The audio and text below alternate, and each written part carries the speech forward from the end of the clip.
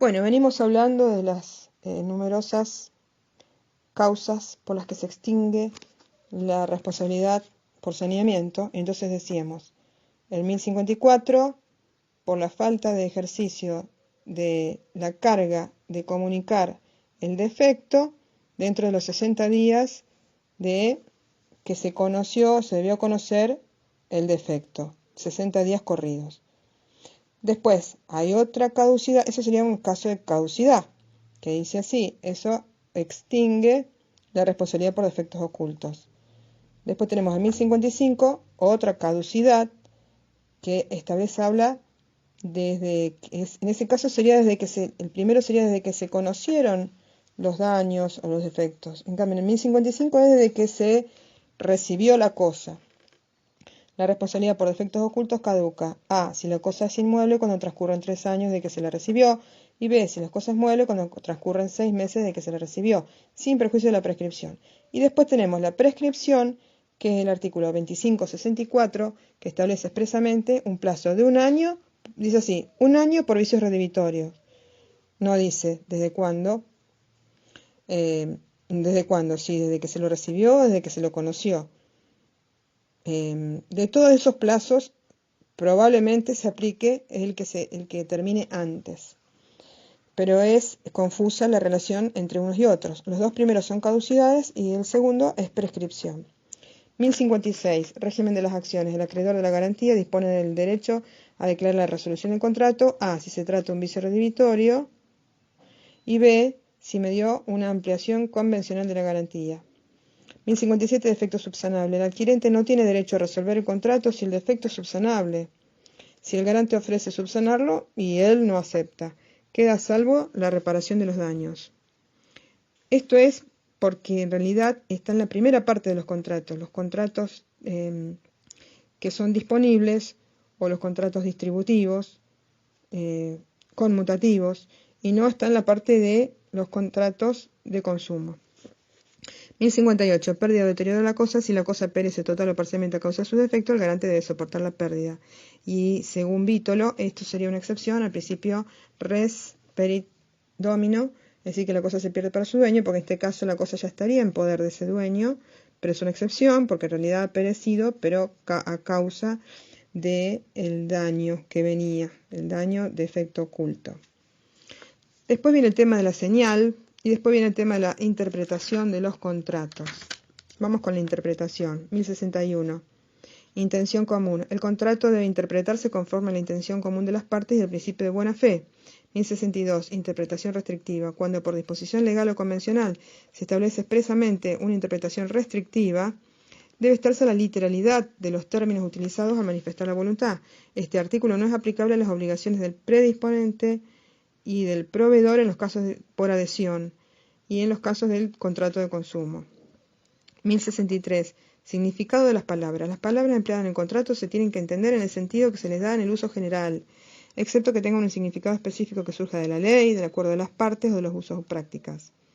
1064. Interpretación contextual. Las cláusulas del contrato se interpretan las unas por medio de las otras y atribuyéndoles el sentido apropiado al conjunto del acto. Esto está relacionado con el 1074, ¿ves? 1064 con el 1074, que habla de los contratos conexos y dice que en el caso de los contratos conexos deben ser interpretados los unos por medio de los otros, atribuyéndoles el sentido apropiado que surge del grupo de contratos, su función económica y el resultado perseguido. 1064 y 1074. Después, 1065. Fuentes de interpretación. Cuando el significado de las palabras interpretado contextualmente no es suficiente, hay que tomar en cuenta: A, las circunstancias en que se celebró, ni negociaciones preliminares; B, la conducta de las partes, inclusive las posteriores; y C, la naturaleza y finalidad del contrato. 1066. Principio de conservación, que coincide con el artículo 10 de la Ley de Contrato de Trabajo, que es el principio de conservación del empleo. Principio de conservación. Si hay dudas sobre la eficacia del contrato o de alguna de sus cláusulas, debe interpretarse en el sentido de darles efecto a las cláusulas. Si esto resulta de varias interpretaciones posibles, corresponde entenderlos con el alcance más adecuado al objeto del contrato. 1067. Protección de la confianza. La interpretación debe proteger la confianza y la lealtad que las partes se deben recíprocamente, siendo inadmisible la contradicción con una conducta jurídicamente relevante, previa y propia del mismo sujeto. Ese es el principio de que nadie puede ir en contra de sus propios actos. 1067. 1068. Expresiones oscuras. Cuando a pesar de las reglas contenidas en los artículos anteriores persisten las dudas, si el contrato es a título gratuito, se debe interpretar en el sentido menos gravoso para el obligado. Y si es a título oneroso, en el sentido que produzca un ajuste equitativo de los intereses de las partes.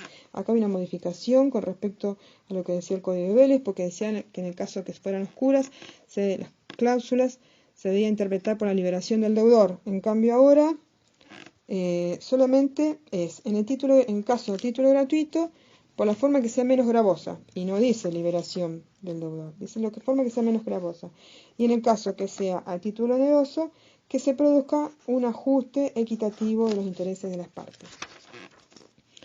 Bueno, ahora viene la parte del subcontrato.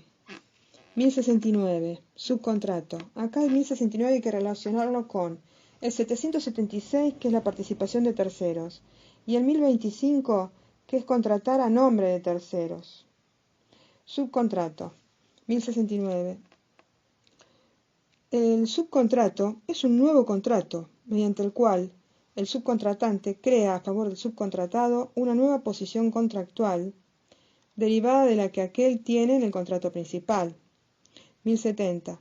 En los contratos con prestaciones pendientes, estas prestaciones pendientes pueden ser subcontratadas en el todo o en la parte, a menos que se trate de obligaciones que requieren prestaciones personales, intuito persona. 1071. Acciones del subcontratado. El subcontratado dispone de acciones emergentes del subcontrato contra su subcontratante, y a la vez dispone de acciones que corresponden a ese subcontratante contra el primero, contra la otra parte del contrato principal, siempre en la extensión en que esté dispuesto el primer contrato. Son acciones directas y se rigen por lo que se menciona en los artículos 736, 737 y 738, que son acciones directas y acción subrogatoria. Ahora el 1072, acciones de la parte que no ha celebrado el subcontrato, que es la primera. Por ejemplo, en la locación, uno alquila y a la vez nuestro locatario lo alquila. Entonces la primera es la parte que no ha celebrado el subcontrato. La parte que no ha celebrado el subcontrato mantiene contra el subcontratante, o sea, contra quien él le alquiló, el primer cocontratante, las acciones emergentes del contrato principal, y también dispone de las acciones de las que dispone ese subcontratante contra el subcontratado, y puede ejercerlas a nombre de interés propio. Esas serían acciones directas.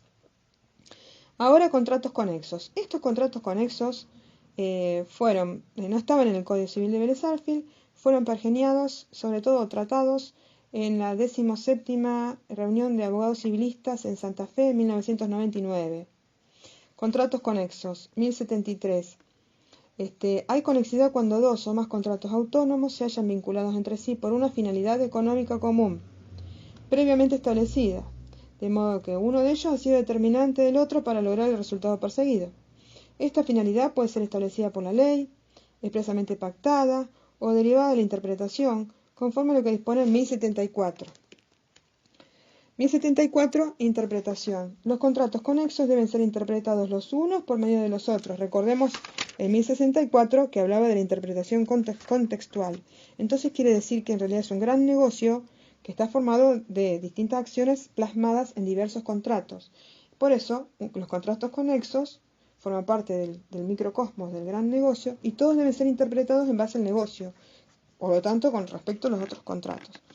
Los contratos conexos deben ser interpretados los unos por medio de los otros, atribuyéndoles el sentido apropiado que surge del grupo de los contratos, el macrocosmos, su función económica y el resultado perseguido.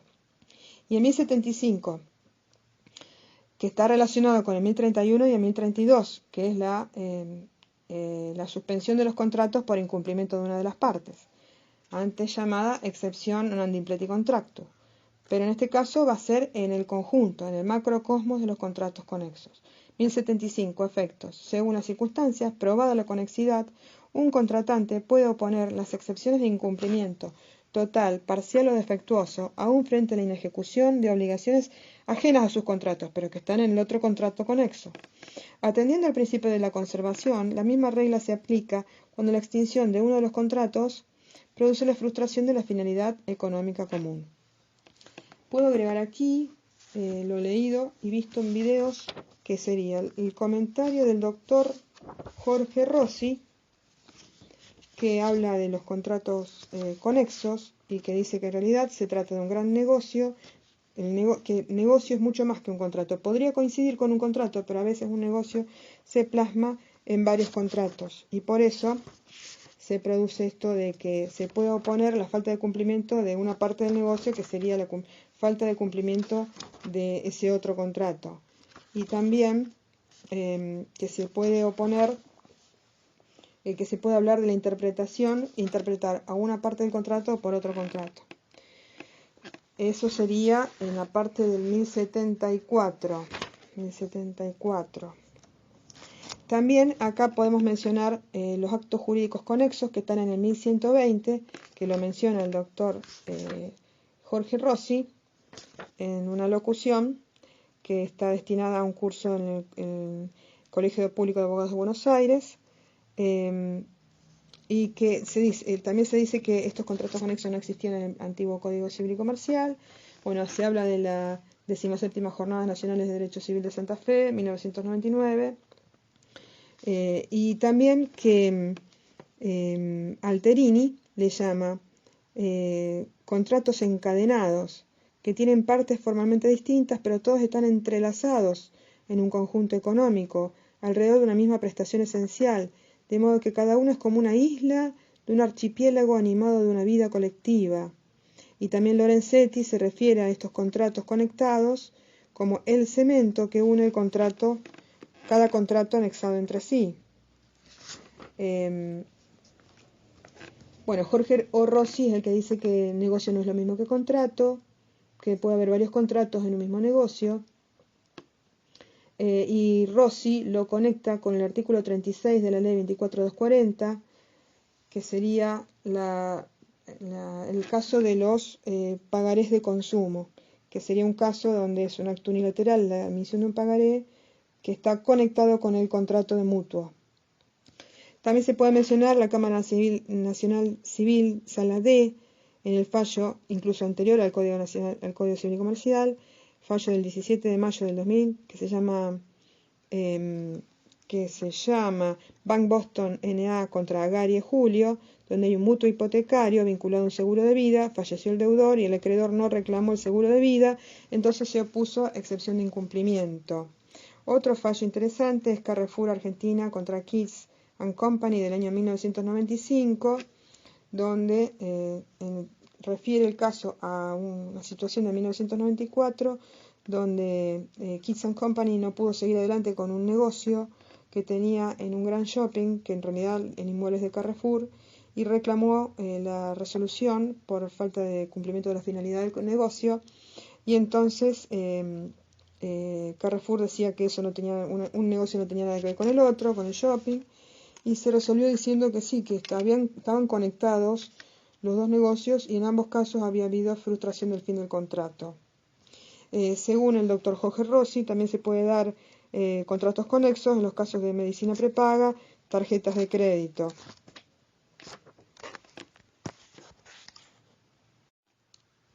Obligación de saneamiento. 1033. Están obligados al saneamiento. A. El transmitente de bienes a título oneroso. Bien. B. Quien ha dividido bienes con otros. C. Sus respectivos antecesores, si han efectuado la correspondiente transferencia a título oneroso. 1034. El obligado al saneamiento garantiza por evicción y por vicios ocultos, conforme lo dispuesto por esta sección, sin perjuicio en las normas especiales. 1035. Adquisición a título gratuito. El adquirente a título gratuito puede ejercer en su provecho las acciones de responsabilidad por saneamiento correspondientes a sus antecesores. 1036. Disponibilidad. La responsabilidad por saneamiento existe aunque no haya sido estipulada por las partes, que también pueden aumentarla, disminuirla o suprimirla, sin perjuicio de lo dispuesto en el artículo siguiente. 1037. Interpretación. Las cláusulas de supresión y disminución de la responsabilidad por saneamiento son de interpretación restrictiva. 1038. Se las tiene por no convenidas en los siguientes casos. A. Si el enajenante conoció o debió conocer el peligro de evicción, o sea, la supresión o la disminución de la responsabilidad Esas cláusulas se las tiene por no convenidas en los siguientes casos. A. Si el enajenante conoció o debía conocer el peligro de evicción o los vicios. B. Si el enajenante actúa profesionalmente en la actividad a la que corresponde la enajenación, a menos que el adquirente también se desempeñe profesionalmente en esa actividad. 1039. Responsabilidad por saneamiento. El acreedor de la obligación por saneamiento tiene derecho a optar entre A. Reclamar el saneamiento o la subsanación de vicios. B. Reclamar un bien equivalente si es fungible. C. Declarar la resolución de contrato, excepto en los casos previstos en los artículos 1050 y 1057. En la ley 24240, 10 bis, se prevé también esto, pero en realidad en vez de ser 3 opciones son 4. La cuarta es la famosa, la conocida acción quanti minoris, que es reclamar la disminución del precio. 1040. Responsabilidad por daños. El acreedor de la obligación de saneamiento también tiene derecho a la reparación de los daños, excepto A. Si el adquirente conoció o pudo conocer el peligro de evicción o existencia de vicios. B. Si el enajenante no conoció ni pudo conocer el peligro de evicción. C. Si la transmisión fue hecha a riesgo del adquirente. D. Si la adquisición resulta de una subasta judicial o administrativa. Esto tampoco puede invocarse por parte del enajenante que actúa profesionalmente en la actividad a la que corresponde la enajenación, a menos que el adquirente también se desempeñe profesionalmente en esa actividad. 1041. En los casos de pluralidad de bienes, se aplican las siguientes reglas. A. Si fueron enajenados como conjunto, es indivisible. B. Si fueron enajenados separadamente, es divisible, aunque haya habido una contraprestación única. 1042. Pluralidad de sujetos. Quienes tienen responsabilidad por saneamiento en virtud de enajenaciones sucesivas son obligados concurrentes. Si el bien ha sido enajenado simultáneamente por varios copropietarios, estos copropietarios solo responden en proporción a su cuota parte indivisa, excepto que hayan pactado solidaridad. 1043. Ignorancia o error. El obligado al saneamiento no puede invocar su ignorancia o error, excepto estipulación en contrario. Eso eran las disposiciones generales. Ahora viene el parágrafo 2, responsabilidad por evicción. 1044. Contenido de la responsabilidad por evicción. La responsabilidad por evicción asegura la existencia y la legitimidad del derecho transmitido y se extiende a toda turbación de derecho total o parcial que recae sobre el bien por causa anterior o contemporánea a la adquisición. B. Los reclamos de terceros fundados en derechos resultantes de la propiedad intelectual o industrial, excepto si el enajenante se ajustó a especificaciones suministradas por el adquirente. Y C. Se extiende a las turbaciones de hecho causadas por el transmitente. Y la responsabilidad por evicción no comprende, según el 1045, A. Las turbaciones de hecho causadas por terceros ajenos a la transmisión. B. Las turbaciones de derecho que provienen de una disposición legal. Y C. La evicción que resulta de un derecho de origen anterior a la transferencia y consolidado posteriormente. Sin embargo, el tribunal puede apartarse de esta disposición si hay un desequilibrio económico desproporcionado. 1046. Citación por evicción.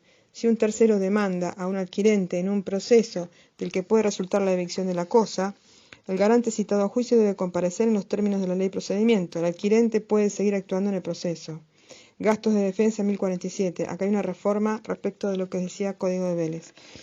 Gastos de defensa. El garante debe pagar al adquirente los gastos que éste ha afrontado para la defensa de sus derechos, aun cuando gane el juicio.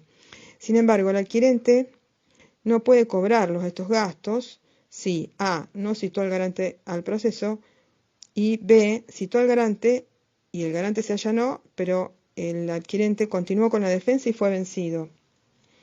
1048. Cesación de la responsabilidad. En los casos en que se promueve el proceso judicial, la responsabilidad por evicción cesa. A. Si el adquirente no cita al garante o lo hace en forma extemporánea. B. Si el garante no comparece al proceso judicial y el adquirente, actuando de mala fe, no opone las defensas pertinentes.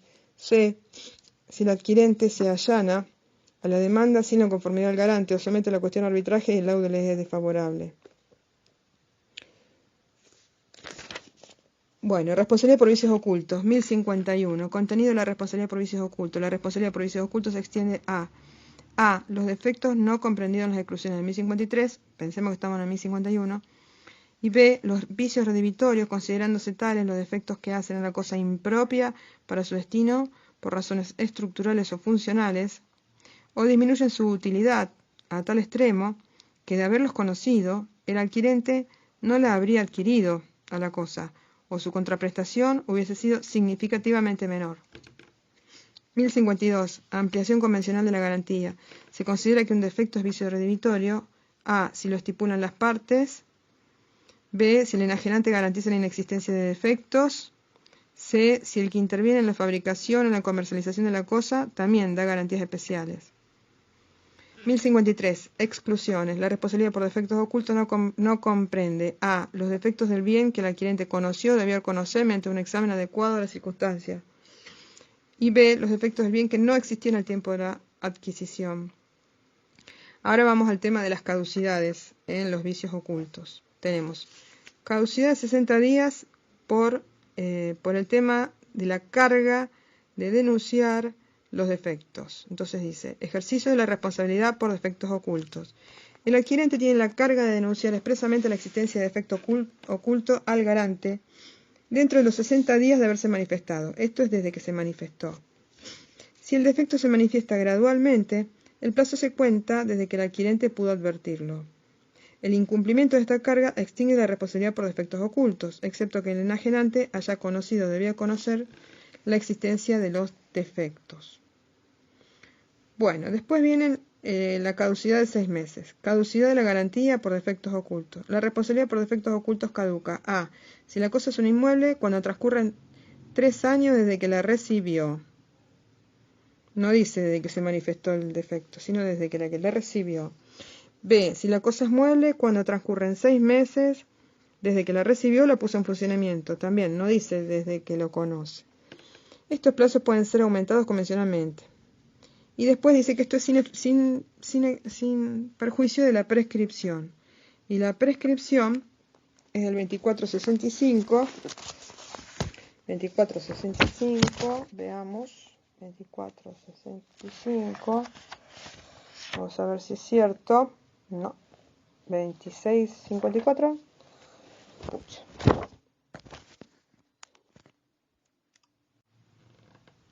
Artículo 1092. En el título 3, contratos de consumo.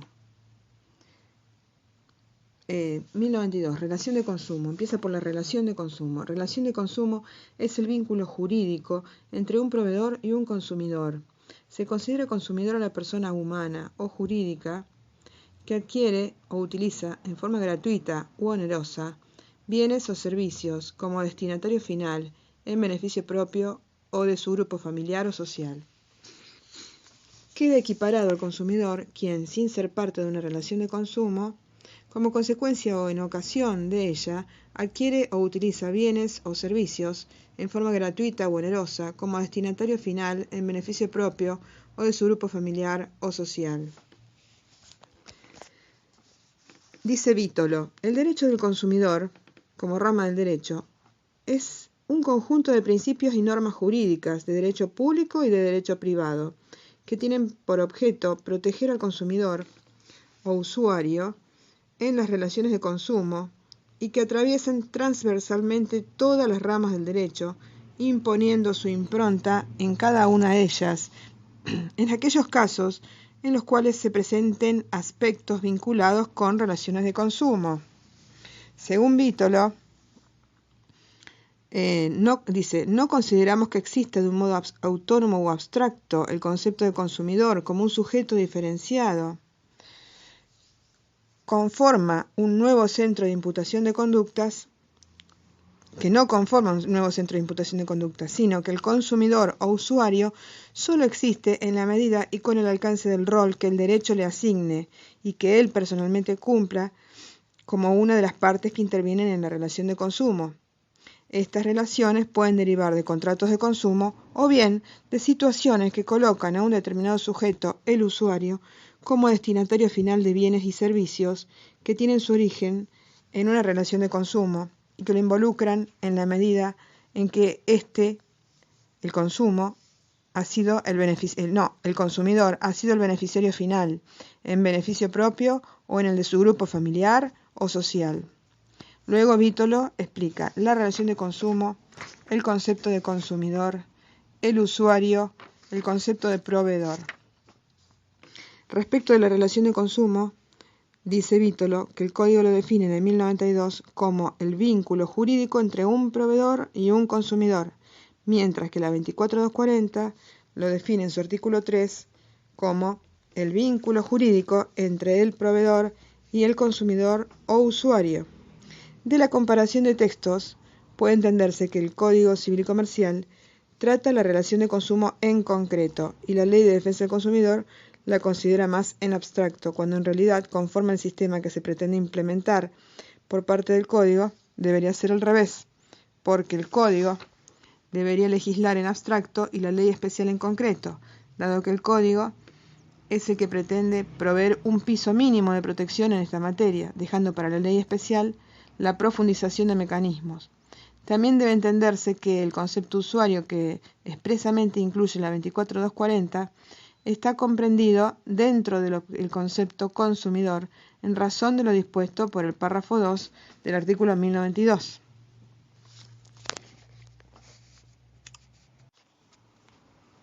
Sigue Vítolo, dice, de conformidad con esta perspectiva se produce, según los legisladores, una integración del sistema legal en una escala de graduación, compuesta por a. Los derechos fundamentales reconocidos en la Constitución Nacional en el artículo 42, b. Los principios y reglas generales de protección mínima, y el lenguaje común del Código, artículos 1092 a 1122, son 30 artículos, y c. La reglamentación detallada existente en la legislación especial de la 24240.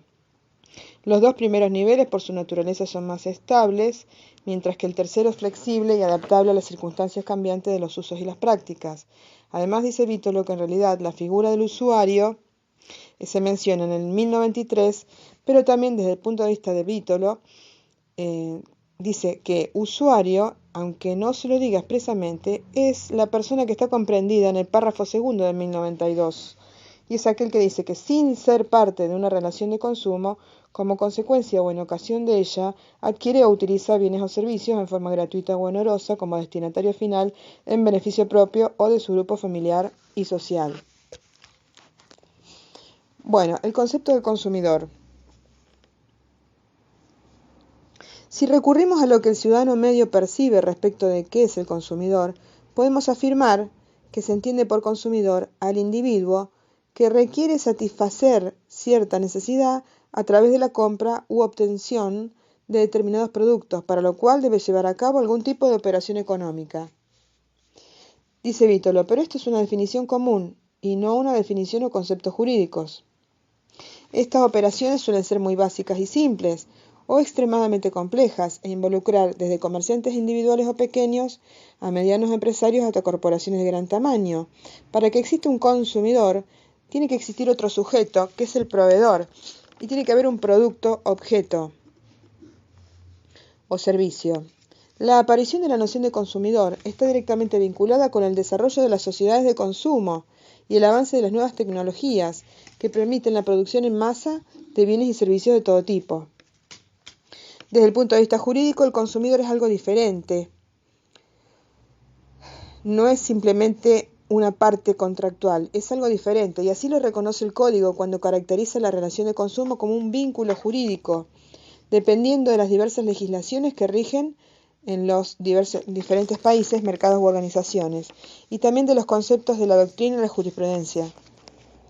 Según los regímenes jurídicos de los diversos países, que tienen establecidas normas en materia de consumidor y relaciones de consumo, el consumidor es concebido como un cliente, o bien como un destinatario final de los bienes y servicios adquiridos, o como un destinatario no profesional.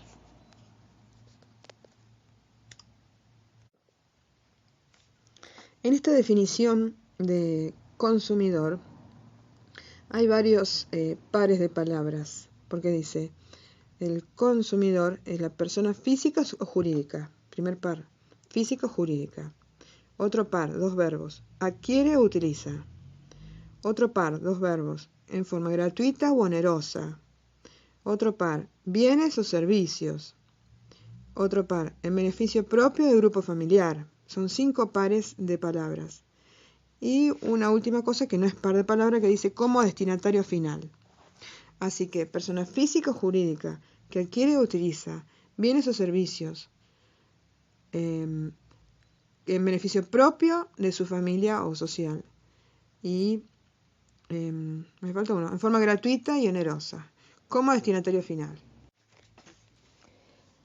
El Código Civil y Comercial mantiene la propuesta originaria de los redactores del anteproyecto respecto de excluir del régimen legal a los bystanders o el llamado expuesto, es decir, las personas que sin ser los sujetos directamente involucrados en la relación de consumo, en el rol de consumidor o en ser usuario, tampoco tienen ninguna vinculación con esta relación, ni con el consumidor o usuario, pero que de cualquier manera están expuestos a esa relación.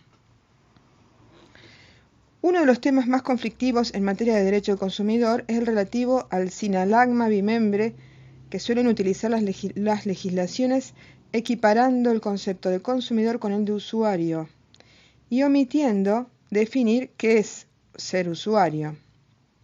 Sin embargo, autores como Cámara Lafuente dicen que se necesitan ambos sustantivos.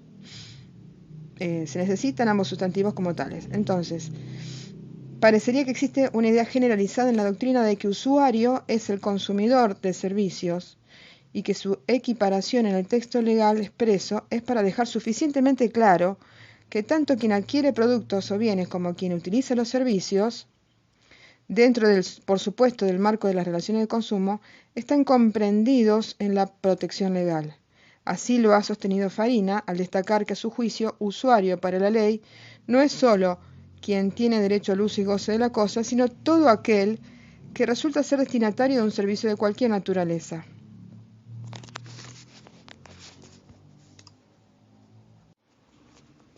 El proveedor está definido en la 24240, artículo 2, texto según la 26361, 26.361. El proveedor es la persona física o jurídica, de naturaleza pública o privada, que desarrolla de manera profesional, aún ocasionalmente, actividades de producción, montaje, creación, construcción, transformación, importación, concesión de marca, distribución y comercialización de bienes o servicios destinados a consumidores o usuarios. Todo proveedor está obligado al cumplimiento de la presente ley. No están comprendidos en esta ley, la 24240, los servicios de profesionales liberales que requieren para su ejercicio título universitario y matrícula otorgada por colegios profesionales reconocidos oficialmente o autoridad facultada para ello, pero sí la publicidad que se haga de su ofrecimiento. Ante la presentación de denuncias que no se vinculen con la publicidad de los servicios, una vez que sean presentadas por los usuarios y consumidores, la autoridad de aplicación de esta ley informará al denunciante sobre el ente que controle la respectiva matrícula a los efectos de su tramitación. 24240, artículo 3. Relación de consumo. Integración normativa, preeminencia. Relación de consumo es el vínculo jurídico entre el proveedor y el consumidor o usuario. Esa es la relación de consumo. Las disposiciones de esta ley 24240 se integran con las normas generales, sería el Código Civil y Comercial, y con las normas especiales aplicables a la relación de consumo. En particular se integran con la Ley 25.156 de Defensa de la Competencia y con la 22.802 de Lealtad Comercial o las que en el futuro las reemplacen. En caso de duda sobre la interpretación de los principios que establece esta ley, prevalecerá la más favorable al consumidor. Las relaciones de consumo se rigen por el régimen establecido en esta ley y sus reglamentaciones, sin perjuicio de que el proveedor, por la actividad que desarrolle, esté además alcanzado por otra normativa específica. Después habla de la información al consumidor y protección de su salud, artículo 4 de la 24240. El proveedor está obligado a suministrar al consumidor en forma cierta, clara y detallada todo lo relacionado con las características esenciales de los bienes y servicios que provee y las condiciones de su comercialización. La información debe ser siempre gratuita para el consumidor y proporcionada con claridad necesaria que permita su comprensión.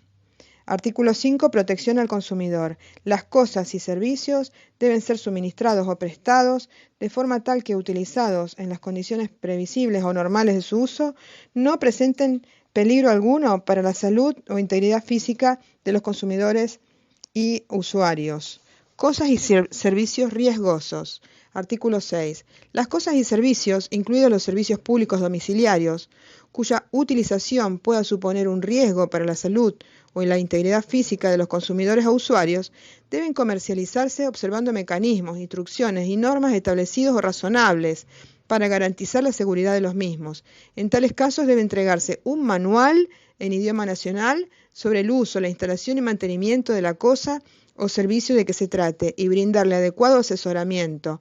Igual obligación regirá en todos los casos en que se trate de artículos importados, siendo los sujetos anunciados en el artículo responsables del contenido de la traducción, siendo los sujetos enunciados en el artículo 4, es decir, el proveedor y el vendedor son los responsables del contenido de la traducción.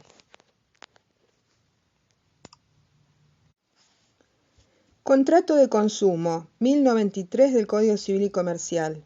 El contrato de consumo es el celebrado entre un consumidor o usuario final con una persona humana o jurídica que actúe profesional u ocasionalmente o con una empresa productora de bienes y prestadora de servicios, pública o privada, que tenga por objeto la adquisición, uso o goce de los bienes o servicios por parte de los consumidores o usuarios para su uso privado, familiar y social. Dice Vítolo, como puede advertirse, aquí aparece en forma asistemática la palabrita usuario, que no está incluida en forma expresa con esa denominación en el 1092, al que el código adjetiva, en este caso calificándolo como usuario final. Cabe preguntarse, si lo que está regulado es el contrato, ¿cómo puede diferenciarse en este caso el consumidor contratante del llamado usuario final? Bueno, según Vítolo, dice finalmente en este punto el código no aclara en materia contractual si el régimen es aplicable solo a los contratos onerosos o si incluye los gratuitos, lo que se cuida muy bien de aclarar en 1092 del código y el artículo 1 de la 24240 que dice en forma gratuita o onerosa. Consecuentemente, desde nuestro punto de vista, dice Vítolo, la mención empresa, la palabra empresa en el artículo 1093 es como un error conceptual, ya que la empresa no es un sujeto de derecho en el código, sino una organización de bienes y servicios y personas, y debe entenderse como que el proveedor es siempre una persona humana física o bien una persona jurídica. Cuando en el artículo 1093 menciona la palabra empresa, lo que ha querido aclarar es que la persona humana jurídica o jurídica será considerada proveedor, ya sea que actúe en forma individual o como empresa. Ahora el 1094. El 1094 y el 1095 del Código Civil y Comercial tiene dos normas de interpretación. En el primer caso, interpretación de las normas y en el segundo caso, interpretación del contrato de consumo. 1094. Las normas que regulan las relaciones de consumo deben ser aplicadas e interpretadas conforme con el principio de protección al consumidor y dice, y el de acceso al consumo sustentable. En caso de dudas sobre la interpretación de este código de leyes especiales, prevalece la más favorable al consumidor. Dice Vítolo, como es bien conocido, la ley 24240, en su artículo 3, relaciona la defensa del consumidor con la defensa de la competencia 25.156 y con la ley de lealtad comercial 22.802. Es un principio muy utilizado en el Código Civil y Comercial, el cual protege a una de las partes de la relación obligacional, generalmente al deudor. Este principio de en la duda en favor del consumidor. El Código Civil derogado contenía varios artículos que favorecían al deudor. Por ejemplo, decía que el lugar de domicilio, en caso de duda, era el domicilio del deudor, o que el deudor podía hacer imputación del pago cuando había varias deudas. El principio a favor de Vitoris estaba consagrado expresamente por el Código de Comercio argentino. Sin embargo, la doctrina, entre ellos Borda, decía que por qué se va a proteger siempre al deudor en todos los casos, que tendría que ser solamente en los contratos onerosos, no así en los contratos gratuitos. Y entonces Borda se decantaba por el principio de favor debilis, de la parte más débil. La respuesta, dice, ahora bien, dice Vítolo, ¿por qué debería consagrarse aquí un principio analógico en las relaciones de consumo, que generalmente responden a contratos onerosos? La respuesta debe encontrarse en el carácter tuitivo del derecho del consumidor y en la simetría en la que se encuentra ese consumidor. Así como en el derecho del trabajo, el trabajador está en asimetría respecto del empleador, en el derecho del consumidor, el consumidor o usuario está en asimetría respecto del vendedor, productor, comercializador, proveedor. Y dice entonces, es una relación de poder económico, financiero y social que se produce entre quienes producen bienes y presta servicios en forma masiva y el consumidor, que es un sujeto que lo consume. B. También se da debido a la información que el que vende o comercializa posee respecto de los productos o servicios que está vendiendo y comercializando, que no lo tiene el consumidor. C. Se da también en la extensión del ámbito de libertad para contratar, porque el que vende es el que impone las condiciones. Y también se da en la necesidad, dado que el proveedor tiene la posibilidad de colocar sus productos y servicios en un amplio sector del mercado, no así el consumidor.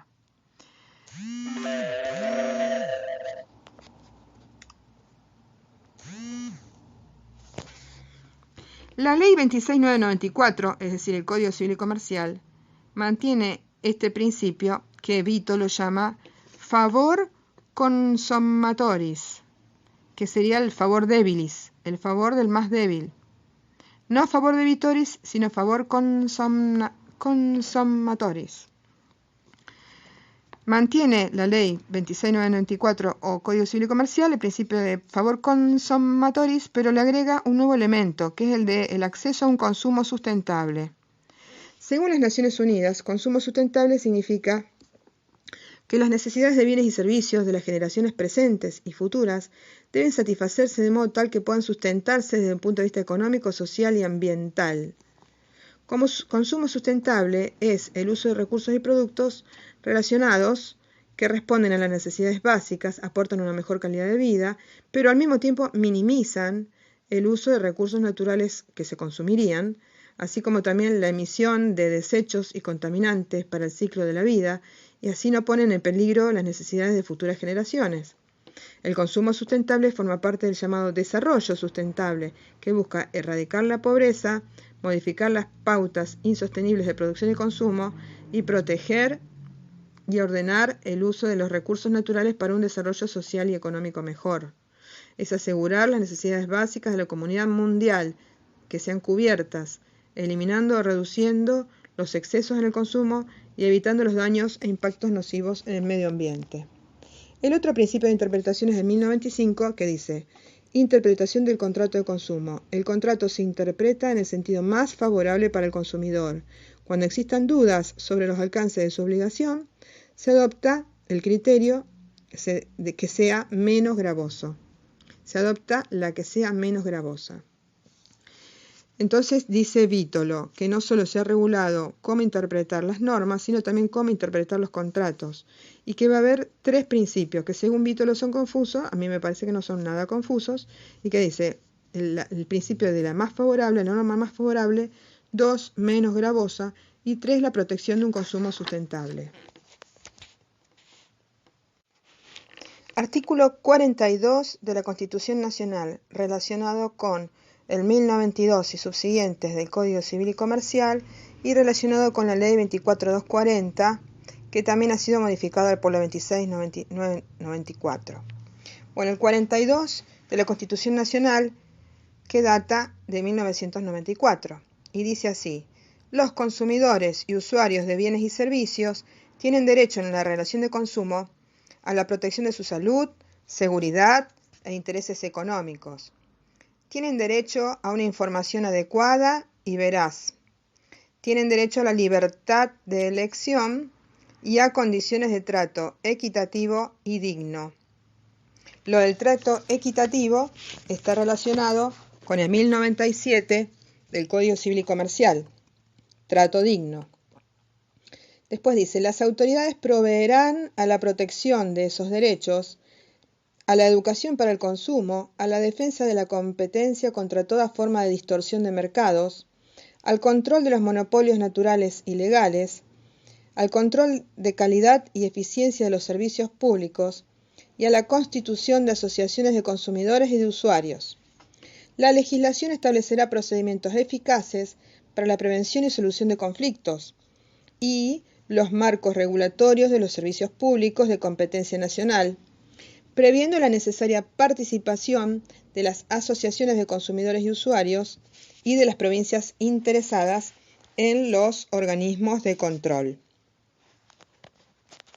Y el artículo 43 de la Constitución Nacional habla del amparo y de las acciones colectivas, porque dice, toda persona puede interponer una acción expedita y rápida de amparo, siempre que no haya otro medio judicial más idóneo, contra todo acto u omisión de autoridades públicas o de particulares, que en forma actual o inminente lesione, restrinja, altere o amenace con arbitrariedad o ilegalidad manifiesta derechos y garantías reconocidos por esta Constitución, un tratado o una ley. En el caso, el juez podrá declarar la inconstitucionalidad de la norma en que se funda ese acto u omisión lesiva.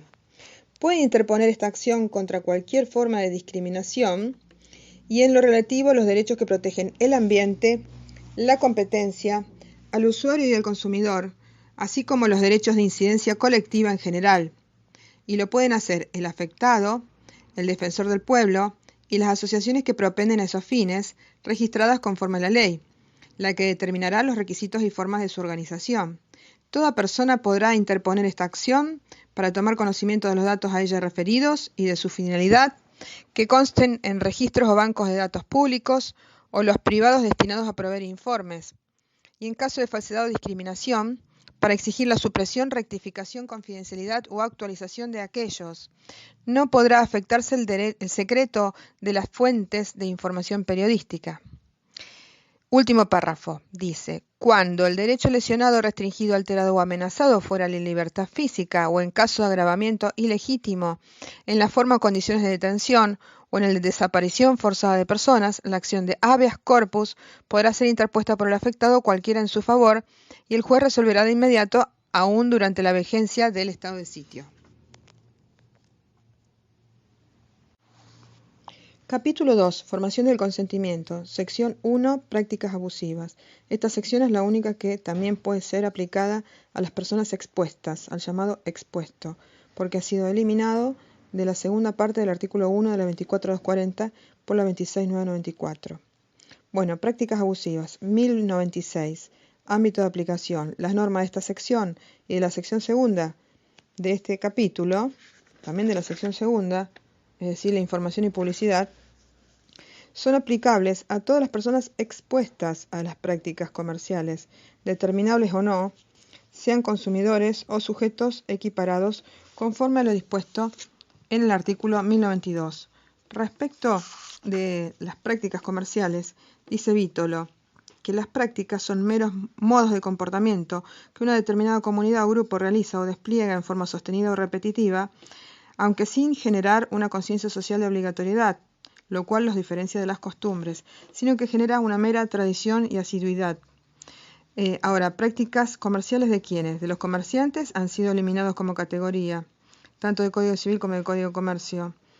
De los empresarios es un término que no refiere a una persona, sino a un sistema de trabajo y en propio del derecho laboral. Así que ni comerciantes ni empresarios. En realidad son las prácticas comerciales del grupo de proveedores que estaban mencionados en el 1092. Y cuando dice determinables o no, dice Vítolo que genera confusión. ¿Qué es determinable o no? ¿Se refiere a las prácticas o se refiere a las personas? Bueno, y dice Vítolo que es la sección 1 y 2 son las únicas que están destinadas a las personas expuestas, que han sido eliminadas de la segunda parte del artículo 1 de la 24.240. Sigo. 1097 y 1098 hablan del trato digno y del trato equitativo y no discriminatorio. Trato digno. Los proveedores deben garantizar condiciones de atención y trato digno a los consumidores y usuarios. La dignidad de la persona debe ser respetada conforme a los criterios generales que surgen de los tratados de derechos humanos. Los proveedores deben abstenerse de desplegar conductas que coloquen a los consumidores en situaciones vergonzantes, vejatorias o intimidatorias. Y el 1098, trato equitativo y no discriminatorio. Los proveedores deben dar a los consumidores un trato equitativo y no discriminatorio. No se pueden establecer diferencias basadas en pautas contrarias a la garantía constitucional de igualdad, en especial la de nacionalidad de los consumidores.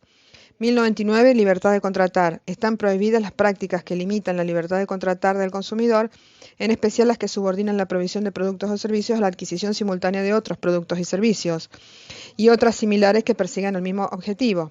Sección 2. Información y publicidad dirigida a los consumidores. El artículo 1100, información. 1101, publicidad. 1102, acciones. 1103, efectos de la publicidad.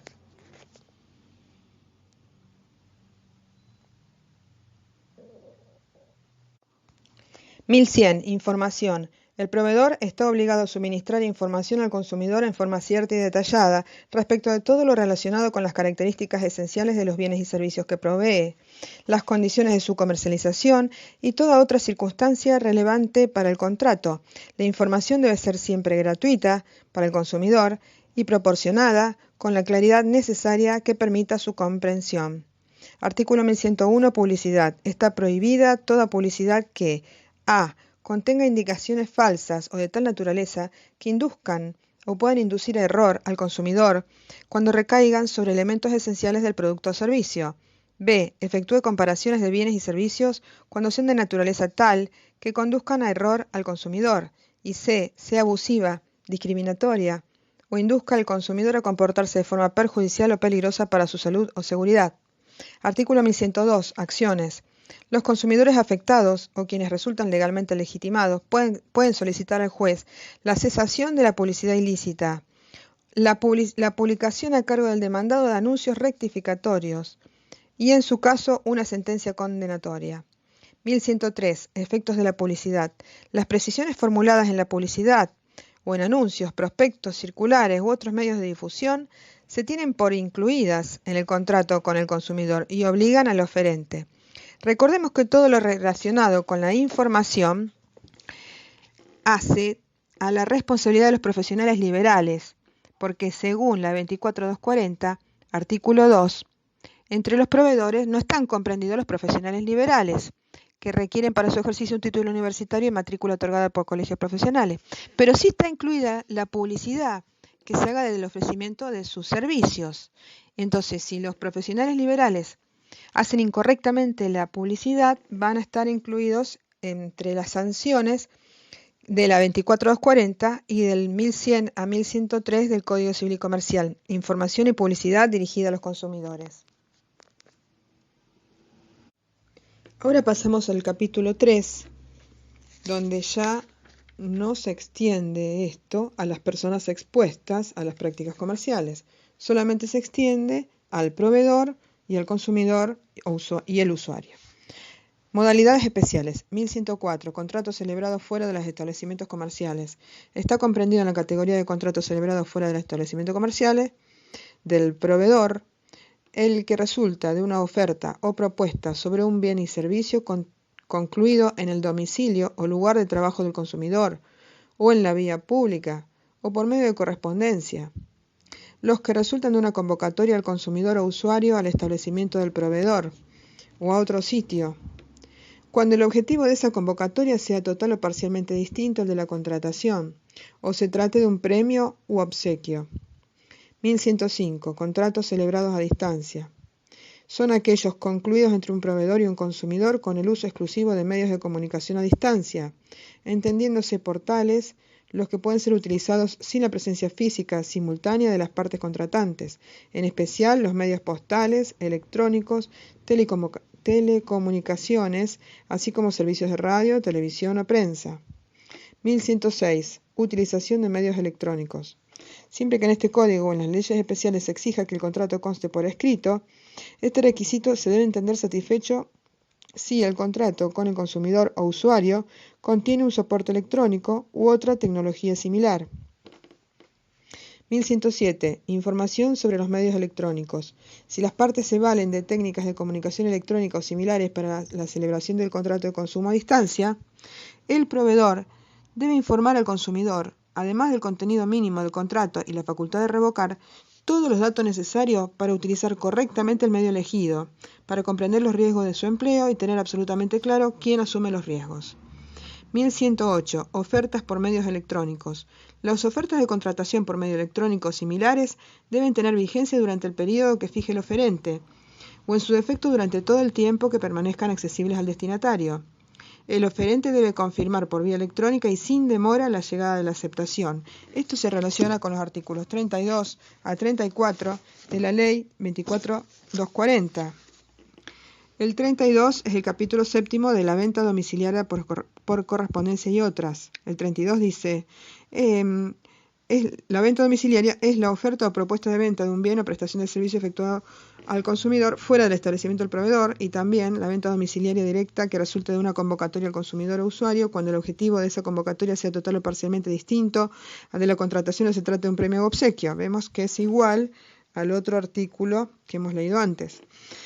El contrato debe ser instrumentado por escrito, vemos ahora que también puede ser en forma electrónica, y con las precisiones de los artículos 10 y 34.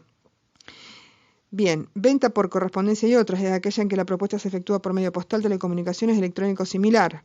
Revocación de la aceptación, el 34, con la reforma de la 26.361, 34 de la Ley 24.240. En los casos previstos por el 32 y el 33 de esta ley, el consumidor tiene derecho a revocar la aceptación durante el plazo de 10 días corridos, contados de la fecha en que se entregue el bien o que se celebre el contrato, lo último que ocurra, sin responsabilidad alguna. Esta facultad no puede ser dispensada ni renunciada. El vendedor tiene que informar por escrito al consumidor de esta facultad de revocar en todo documento que con motivo de la venta le sea presentado. Esta información debe ser incluida de forma clara y notoria. El consumidor debe poner el bien a disposición del vendedor y los gastos de devolución son por cuenta de este último.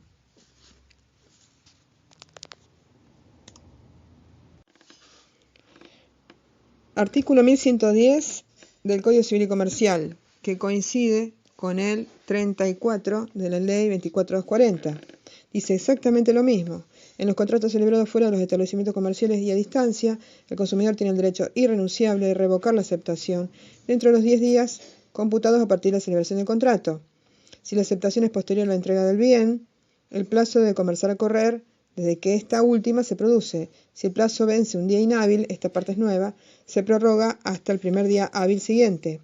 Las cláusulas, pactos o cualquier modalidad aceptada por el consumidor durante este periodo que tengan por resultado una imposibilidad de ejercer el derecho de revocación, se tienen por no escritos. El 1113 dice, efectos del ejercicio del derecho de revocación. Si el derecho de revocar es ejercido en tiempo y forma por el consumidor, las partes quedan liberadas de sus obligaciones correspectivas y deben restituirse recíproca y simultáneamente las prestaciones que han cumplido. 1114. Imposibilidad de devolución. La imposibilidad de devolver la prestación objeto del contrato no priva al consumidor de su derecho a revocar. Si la imposibilidad le es imputable, debe pagar al proveedor el valor del mercado que la prestación tiene al momento de ejercicio del derecho de revocar, excepto que dicho valor sea superior al precio de adquisición, en cuyo caso la obligación queda limitada a este último. 1116. Excepciones al derecho de revocar. Excepto pacto en contrario, el derecho de revocar no es aplicable a los siguientes contratos. A. Los referidos productos confeccionados conforme a especificaciones suministradas por el consumidor o claramente personalizados, que por su naturaleza no pueden ser devueltos o pueden deteriorarse con rapidez. B. Los de suministro de grabaciones sonoras o de video, de discos y de programas informáticos que han sido decodificados por el consumidor, así como de ficheros informáticos suministrados por vía electrónica, susceptibles de ser descargados o reproducidos con carácter inmediato para su uso permanente. C. Los de suministro de prensa diaria, publicaciones periódicas y revistas. Después viene el capítulo cuarto, cláusulas abusivas. 1117. Normas aplicables. Se aplican este código lo dispuesto por el 985 a 988, es decir, las normas de los contratos por adhesión, y dice que se aplican existan o no cláusulas generales predispuestas por una de las partes. Y en 1118, control de incorporación. Las cláusulas incorporadas a un contrato de consumo pueden ser declaradas abusivas, aun cuando hayan sido negociadas individualmente o hayan sido aprobadas expresamente por el consumidor. Bueno, después se da cuenta que son abusivas y pueden ser declaradas abusivas. 1119. Regla general. Sin perjuicio de lo dispuesto en las leyes especiales, es abusiva la cláusula que, habiendo sido o no negociada individualmente, tiene por objeto o por efecto provocar un desequilibrio significativo entre los derechos y las obligaciones de las partes en perjuicio del consumidor. Aquí Vítolo critica porque dice que el tiene por objeto implicaría averiguar la intencionalidad de quien puso la cláusula, cuando en realidad lo que importa es que realmente provoca el desequilibrio significativo. Tendría que ser de hecho. Cuando de hecho provocan el desequilibrio significativo, ya se consideran cláusulas abusivas. Bueno, podría interpretarse que cuando dice tienen por efecto provocar, bueno, ese es el efecto que provocan, ese es el hecho que provocan. Es el desequilibrio significativo entre los derechos y obligaciones de las partes en perjuicio del consumidor. Después tenemos el artículo 1120, situación jurídica abusiva. Se considera que existe una situación jurídica abusiva cuando el mismo resultado se alcanza no a través de una cláusula, sino a través de la predisposición de una pluralidad de actos jurídicos conexos. Después el 1121, límites. No pueden ser declaradas abusivas las cláusulas relativas a la relación precio y bien. Ahí esto lo critica Gersi en una de sus conferencias en el Colegio de San Miguel, Colegio de Abogados de San Miguel, y dice que por qué no se puede declarar abusiva una cláusula relativa al precio, cuando precisamente el precio es uno de los factores importantes de la relación de consumo. Bueno, y B, no se puede declarar abusiva las cláusulas, los casos en que reflejen disposiciones vigentes en tratados internacionales o normas imperativas. 1122. El control judicial de las cláusulas abusivas se rige, además de lo de la 24240 y otras leyes, por las siguientes reglas. Las cláusulas abusivas se tienen por no convenidas, así que dice Vítolo que son inexistentes, por más que no había existencia, pero en este caso son no convenidas. Se va a considerar que es cláusula abusiva aun cuando el contrato haya sido aprobado administrativamente por la autoridad de aplicación. Si el juez declara la nulidad parcial del contrato por esta cláusula abusiva, lo va a tener que integrar. Y aquí entran a regir el 1075 y el 1065, integración de los contratos e integración de los contratos en caso de contratos por adhesión. Y después, cuando se prueba una situación jurídica abusiva derivada de contratos conexos, el juez tiene que aplicar lo dispuesto en el 1075, que es el de contratos conexos e integración de los contratos conexos.